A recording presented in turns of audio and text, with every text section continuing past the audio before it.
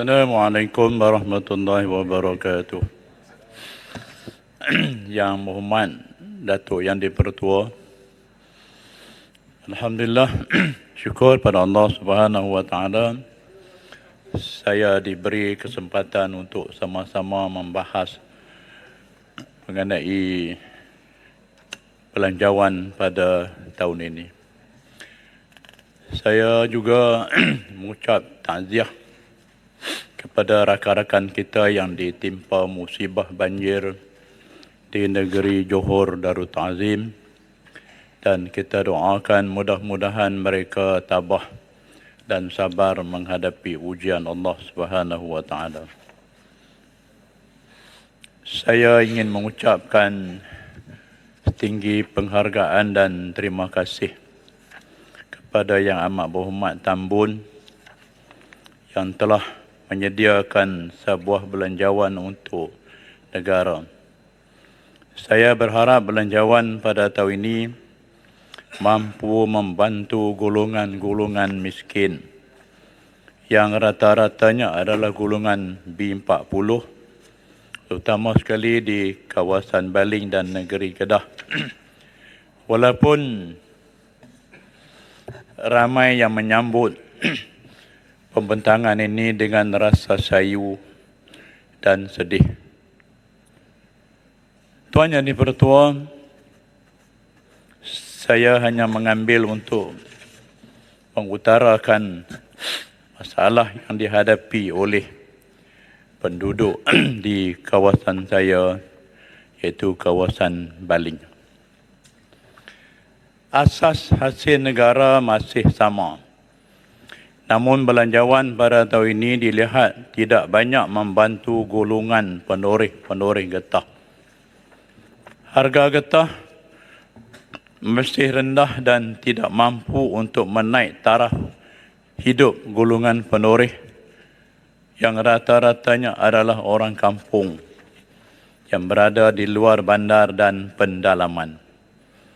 Penderitaan golongan ini seharusnya diutamakan oleh kerajaan untuk meningkat nilai harga yang dipohon sebelum ini, iaitu harga lantai sebanyak RM3 sekilogram. Tuan Yang Dipertua, saya ingin mengimbas kembali peristiwa demonstrasi yang berlaku di Baling pada 19 hari bulan 11 tahun 1974, di mana rakyat Baling keluar beramai-ramai untuk menyatakan tentang kehidupan mereka yang begitu dhaif dan sempit. Demonstrasi yang pertama ialah pada 19/11/74 dan kemuncaknya adalah 1 hari bulan Disember 1974. Pada masa itu, Yang Amat Berhormat Tambun juga bersama-sama memperjuangkan untuk harga getah dinaikkan. Harga pada masa itu dia tak pakai kilo lagi, dia pakai kati. Satu kati 15 sen, 15 duit. Sedangkan ikan tamban masin harga 60 sen. Jadi mana kalau nak dapat satu kati harga ikan, kena ada 4 kati getah.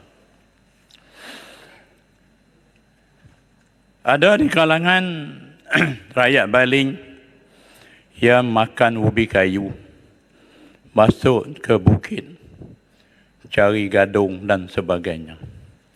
Tapi alhamdulillah, pada masa itu almarhum Tun Abdul Razak yang menjadi Perdana Menteri telah mengarahkan Datuk Musa Hitam untuk turun ke Baling, menyantuni penduduk Baling di atas masalah yang mereka hadapi.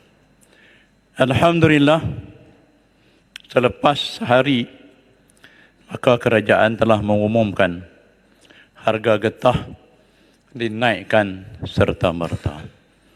Jadi rakyat Baling berasa lega dengan apa yang telah diusahakan oleh Yang Amat Berhormat Almarhum Tun Abdul Razak. Jadi pada tahun itu bersama-sama ialah Yang Amat Berhormat Tambun. Jadi takkanlah kali ini Tambun tak boleh bagi lebih daripada RM2.07. Lagi 3 kupang lah. Sebab kalau kita tengok harga sekarang, RM2.70 1 kilo. Kalau dibahagikan 2 dengan tuan punya kebun, dia hanya dapat RM1.35 sahaja. Kalau dia menoreh dapat 30 kilo satu hari, mana dia hanya dapat satu minggu, satu hari RM40.50, dan dia hanya dapat satu bulan RM648. RM648 ini apa yang boleh dibuat oleh seorang penoreh. Saya didatangi oleh seorang penoreh. Dia menceritakan bahawa dia mempunyai 4 orang anak. Jadi satu hari RM3 anak yang belajar. Makna dia terpaksa keluar RM12 sehari. Kalau RM12 darab dengan 5, jadi dia tidak mampu. Dia kata dia bagi anak dia 2 orang. Hari Isnin, Selasa, Rabu, 2 orang pergi mengaji. 2 orang lagi rehat.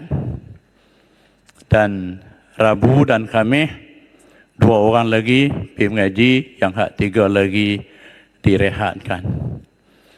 Dan dia cerita bahawa dia keluar ke bandar, keluar ke pekan untuk membeli makanan. Dia kata dia cari di mana tempat ikan dan sayur yang paling murah. Keadaan dan suasana ini, kalau nak bandingkan dengan 74, sekarang lebih teruk daripada tahun 74. Jadi apalah salahnya apa kerajaan menimbang semula harga getah yang telah dinaikkan sebanyak 20 sen. 20 sen dibahagikan dengan 2, penoreh hanya boleh 10 sen sahaja. Tuan dan Pertua, peristiwa Baling berlaku 19 hari bulan 11 tahun 74. Peristiwa ini merupakan peristiwa yang bersejarah. Selepas 11 tahun, peristiwa Memali berlaku juga pada 19 hari bulan 11 tahun 85. Kemudian tahun 19 hari bulan 11 tahun 2022 cipta lagi sejarah, iaitu PN menang di Baling dengan majoriti yang kita tak sangka-sangka. Apa pula nak berlaku pada 19 hari bulan 11 tahun 2023.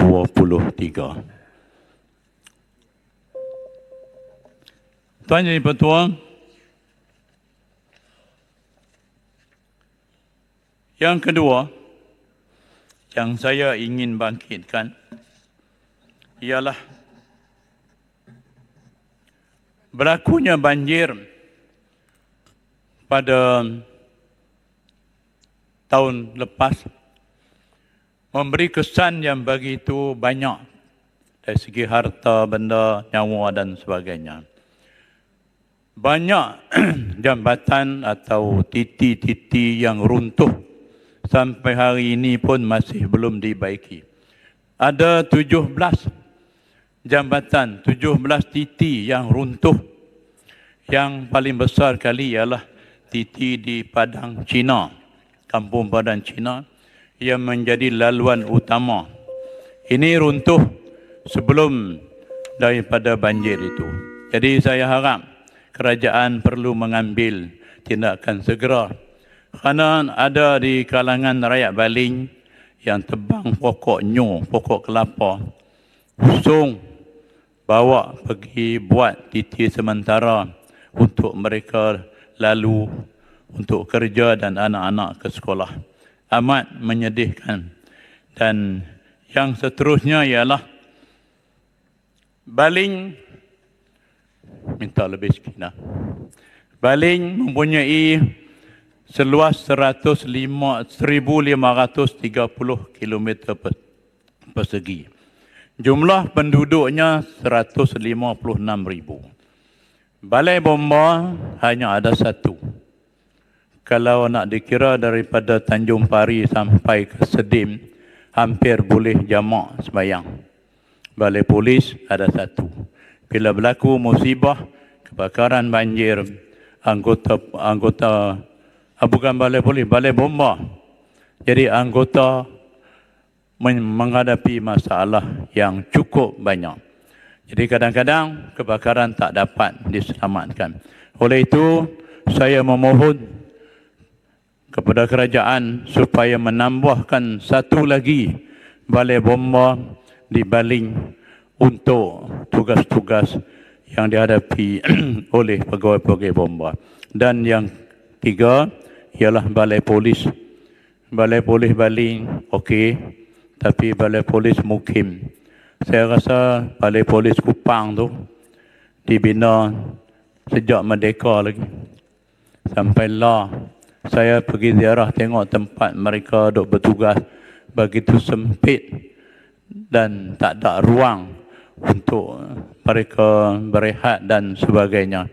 Jadi kementerian perlu mengambil langkah-langkah yang terbaik untuk meningkatkan khidmat anggota polis yang bekerja begitu baik, terpaksa menggadaikan masa dan nyawa mereka demi kepentingan negara.